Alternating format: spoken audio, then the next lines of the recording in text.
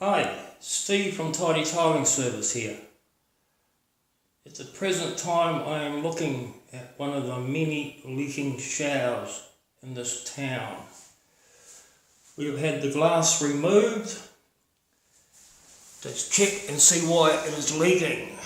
The silicone has come away from the bottom of the tiles on the floor and the bottom row of wall tiles. There is a gap at the corner of this area where the glass was taken off. I think this could be the problem. Now, we are now in the opposing room. We have pulled the back wall off because all on the floorboards is all wet, as you can see here. And going back up into the cavity here, the damp spot is coming from the corner, which on the adjacent side is where the glass has been taken off and the gap is underneath the wall tile fitting onto the floor. I suspect this is what is going to have to be done, is we will have to pull the floor up and check the waterproofing, rebuild the floor and rebuild the shower. Also, quite often, if these floor wastes, which are put in these days in these shower boxes, if they are not put in correctly, they also can create problems and leak. Hi, Steve from Tidy Tiling Service here once again, with this shower which had supposedly been leaking. I have removed the tiles off the bottom row of the wall, and in the corner of the shower where the shower glass goes is a hole. I have looked closely at that, and when pulling the tiles off I have found that the dampness is on the back of the glue and waterproofing. It is not on the front of it. So this is not good news for the owner, because the problem is with something else, which I will show you in one moment. Now we're back here in the other room at the rear of the bathroom wall, and I have now removed the area of plasterboard behind the toilet cistern where it is really wet. And this happens to be the problem. The problem is that underneath here we actually have a leak in the toilet cistern. Now this can only be repaired by pulling the whole unit out and replacing it. The only way that you can fix these cisterns is to remove the rear of the wall to do this job. So my suggestion is that if you ever are thinking of buying a wall hung toilet, do not buy one, because these things happen and you cannot fix them without all this damage to the house. Now we're back here in the bathroom again looking at this catastrophe. For me to fix this properly now, I'm going to have to pull up this ugly stone base and refix it with a fall, and I'm going to have to waterproof and bandage from the floor up the walls again to get a proper seal so there is no leaking in the future. I will be putting a new type of tile in here, not using this ugly stone which is supposed to be out in the garden anyway. So I will get on with this, and I will get back to you in the next chapter as I am rebuilding the shower for my customer. Hi, Steve from Tidy Tiling Service here. Once again looking at the next stage of the shower tray repair job which I am doing at the present time. As you can see, I have now removed those ugly looking stone pebbles and has opened up to see what is happening under here and what I have to do to fix things. What we have here, I have found, is we have a smart waste. These things are good for some jobs. It allows you to be able to centre up the actual tile waste area in the centre of the tiles, which allows for a pretty setup and finish of the job and a proper fall from all directions, so water drainage goes out the drain hole and the shower box is completely dried after people have their showers. So you can move this anywhere around in the area which will suit the tile setup in your shower tray.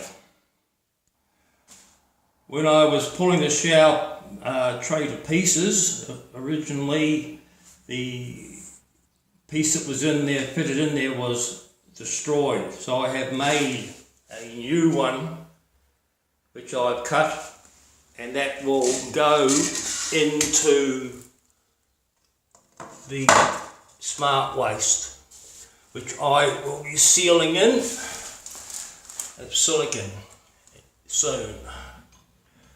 When the tiles are put in there, then I will be able to set up, and this will go in the centre of the area of the shower tray. The next stage then, when I've done this, is I will be having to seal it all around this area here, all there, around here. All these areas are going to have to be siliconed. All around here is going to have to be siliconed all the way up there.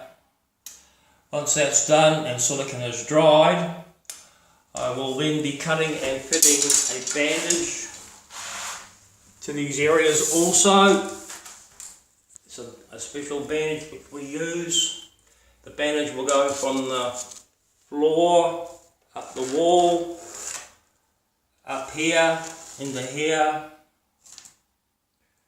and all the way around, plus all the way over here, also all the way around the shower waste which has been fitted in, and also all will be bandaged. Then I will be applying 2 to 3 coats of Laticrete Hydroban made in the US of A, which is a very good product. So once I have started to do this and it's done, I will get back to you and I will show you the finished product of this area. Hey, Steve from Tidy Tiling Service once again.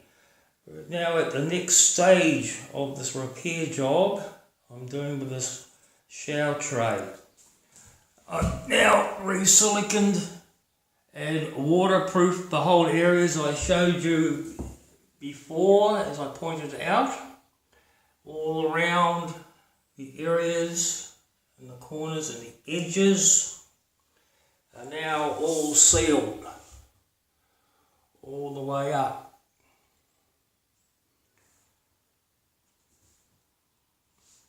I have now gone and put a plug, which I've used a tile upcut, and I now will fill this with water, which they call tank testing. And I will fill this whole area up, and I will leave it for 24 hours. And this will give me an indication how it is sealed and it will any problems or not. The water will just sit there and it will tell the truth tomorrow when I come back tomorrow to check it.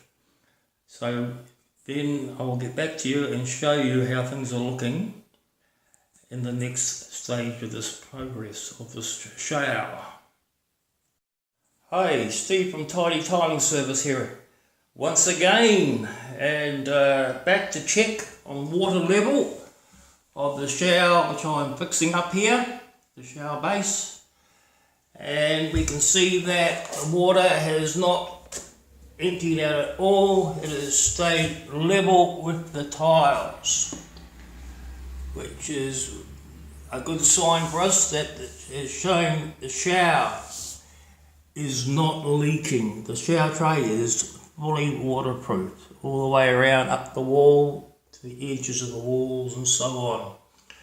So now I will empty this out, take out this piece of tile in the middle which I've siliconed in just for this test, and I will start putting in the sand cement screed and the tiles and laying everything in to finish this job off. I will get back to you soon and I will show you the finished product in the next chapter.